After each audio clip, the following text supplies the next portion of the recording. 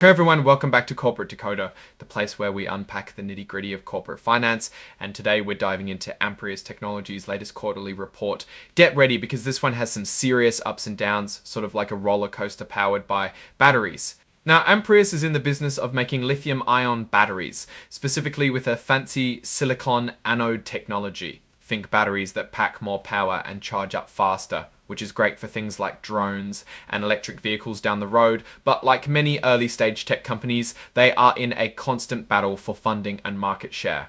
Let's kick things off by looking at how they're doing financially. As of June 30th, 2025, Amprius had about $54.2 million in cash. That sounds like a decent cushion, right?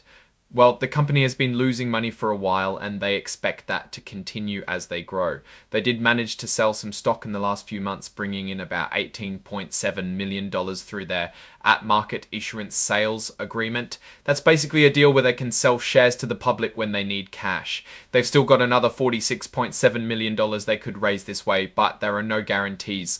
Now, let's talk about their balance sheet. As of June 30th, 25, their accounts receivable, which is money customers owe them, was $10.8 million, a big jump from $5.6 million at the end of last year.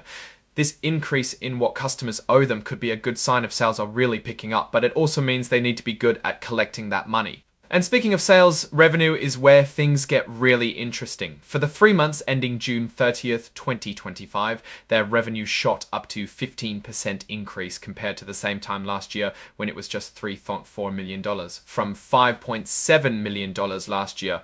This surge is mostly thanks to their SiCore batteries, and they're winning over more customers and getting bigger orders from existing ones. But, and there's always a but with these growth stories, their cost of revenue also increased significantly. It went up by 39% for the quarter and 64% for the first half of the year. This means that while they're selling more, it's also costing them more to make and get those batteries out the door. This is where we see the impact. The gross profit, which is what's left after you subtract the cost of making the product from the revenue, actually went from a big loss of $6.5 million last year to a small profit of $1.3 million this quarter. That's a huge improvement, a 12% jump. For the first 6 months, they're still showing a loss, but it's a much smaller one, down to just over $1 million from nearly $11 million last year. So they're moving in the right direction, but still not quite profitable on the goods they sell. Now, let's look at the expenses. Their research and development costs went up by about 30% for the quarter and 28% for the first half. This makes sense as they're trying to improve their battery technology, like making batteries last longer and increasing their energy density even further. And their selling, general and administrative expenses, which cover things like marketing, salaries for the non-R&D folks, and other overhead also increased. They were up 26% for the quarter and 25% for the first half. This is likely due to hiring more people to manage the growth and keep up with all the new regulations that come with being a public company. All these increases in costs, even with the revenue jump, still mean they are losing money overall. Their net loss for the quarter was $6.4 million, which is actually better than the $12.5 million loss in the same quarter last year. For the first 6 months, the loss was $15.7 million, an improvement from the $22.4 million loss in the first half of last year. So they are losing less money, which is a positive step in $0.7 million. An improvement from the $22.4 million loss in the first half of last year. So they are losing less money, which is a positive step. But beyond the numbers, there are a lot of risks they are facing. They talk a lot about their reliance on third-party manufacturers like Baselius for their SiCore batteries.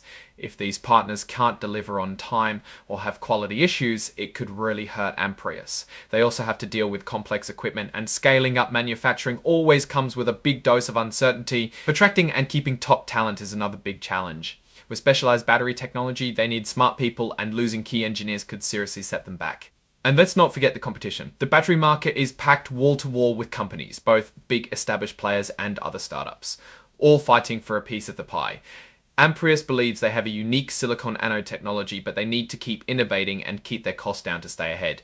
They aren't even making batteries for electric cars yet, which is a huge market, and getting into that would require even lower costs and bigger production.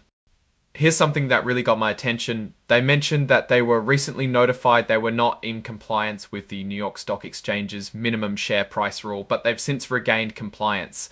However, the fact that they were close to being delisted and the risks associated with that, like a limited market for their stock and difficulty raising money, is a serious warning sign about their financial stability. Looking at the bigger picture, Amprius is on a mission to revolutionize battery technology. Their revenue growth is impressive, showing that customers are interested in their silicon anode batteries. However, they are still a long way from being profitable. They're burning through cash to fund their research and development and to scale up production, which is standard for a company at this stage. The biggest questions are whether they can successfully manage their manufacturing partnerships, control their costs as they grow, and outmaneuver the intense competition, their dependence on third parties, the constant need for capital, and the risks associated with being a relatively new player in a high-stakes industry. Our definites on third parties, the constant need for capital, and the risks associated with being a relatively new player in a high-stakes industry are definitely things to watch. So what's my take? Amprius has exciting technology with the potential for real disruption. The revenue growth is a big positive. On the flip side, they are still very early stage, heavily reliant on external partners, and clearly need a lot more capital to hit their goals. The threat of delisting, even if temporary, highlights the financial tightrope they're walking. They have clear path forward with R&D and scaling, but execution will be absolutely critical. Can they maintain this growth without burning through all their cash? That's the million-dollar question. Or rather, the many million-dollar question. At breadth and walking, they have a clear path forward with R&D and scaling, but execution will be absolutely critical. Can they maintain this growth without burning through all their cash? That's the million-dollar question, or rather, the many million-dollar question, or rather, the many million-dollar question. Alright, that's our breakdown of Amprius Technology's latest filing. What's your take on these numbers and what they signal for the company's future? Drop your thoughts in the comments. If this analysis was valuable, hitting that like button really helps, and subscribe for more deep dives. Don't forget to check out our Discord in the description below for more real-time discussions and analysis. Thanks for watching. See you next time.